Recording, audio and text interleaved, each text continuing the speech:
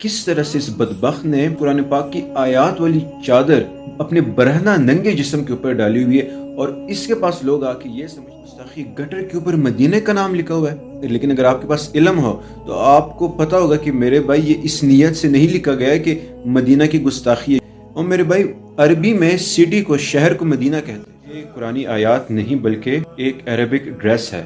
السلام علیکم ورحمۃ اللہ وبرکاتہ۔ جی احمد امین ہوں۔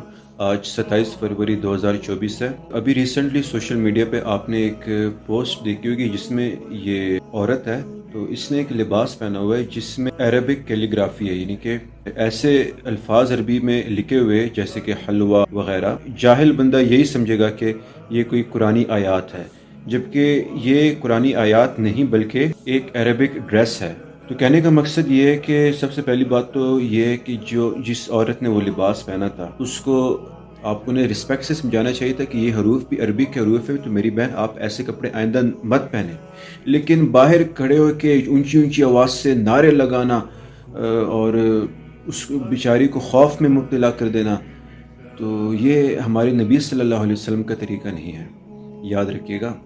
اور ایک مزے کی بات آپ کو یہ بتاؤں، یہ پکچر بھی دیکھیے گا، یہ بھی آپ کے سامنے ہے کہ آپ دیکھ سکتے ہیں کہ کس طرح سے اس بدبخت نے قرآن پاک کی آیات والی چادر اپنے برہنہ ننگے جسم کے اوپر ڈالی ہوئی ہے، اور اس کے پاس لوگ آ کے یہ سمجھتے ہیں کہ یہ اللہ کا بہت بڑا ولی ہے۔ ولی ہے بالکل، لیکن ولی الشیطان ہے، ولی اللہ نہیں ہے، کیونکہ اللہ کا جو ولی ہوتا ہے نا، وہ قرآن کی توہین نہیں کیا کرتا، وہ ہمیشہ قرآن اور صحیح حدیث کی تعلیم دیا کرتا ہے، جس طرح ہمارے نبی صلی اللہ علیہ وسلم، ابو بکر، عمر، عثمان و علی، سلف صالحین اور تابعین نے ہم تک دین پہنچایا۔ تو اصل میں یہ ہمارے معاشرے میں جہالت ہے، علم کی کمی ہے، اندھی تقلید کا یہی نقصان ہوتا ہے کہ انسان کو پھر اپنے ذوم میں یہ لگتا ہے کہ دوسرا بندہ گستاخ ہے۔ تو برائے مہربانی آپ پہلے تحقیق کریں۔ نبی صلی اللہ علیہ وسلم کی حدیث کا مفہوم ہے کہ سب سے بڑا جھوٹا وہ ہے کہ ایک ایسی بات پر یقین کرے جس کی اس نے تصدیق نہ کی ہو، تو تصدیق ضروری ہے۔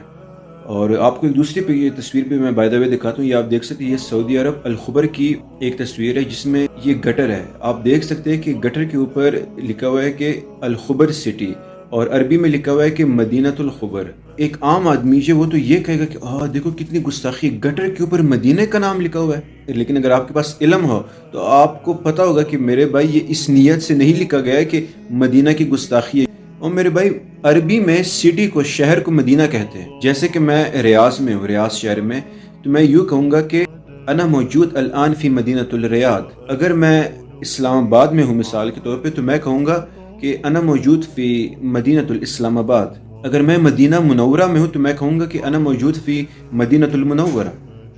تو برائے مہربانی پہلے بات کی تصدیق کیا کرے، اس کے بعد جو ہے نا جذباتی ہوا کرے۔ اللہ تعالیٰ ہم سب کو قرآن و سنت پر عمل کرنے کی توفیق عطا فرمائے۔ انشاءاللہ تعالیٰ ملتے ہیں نیکسٹ ویڈیو میں۔ احمد امین کو اجازت دیجیے، تب تک کے لیے اللہ حافظ۔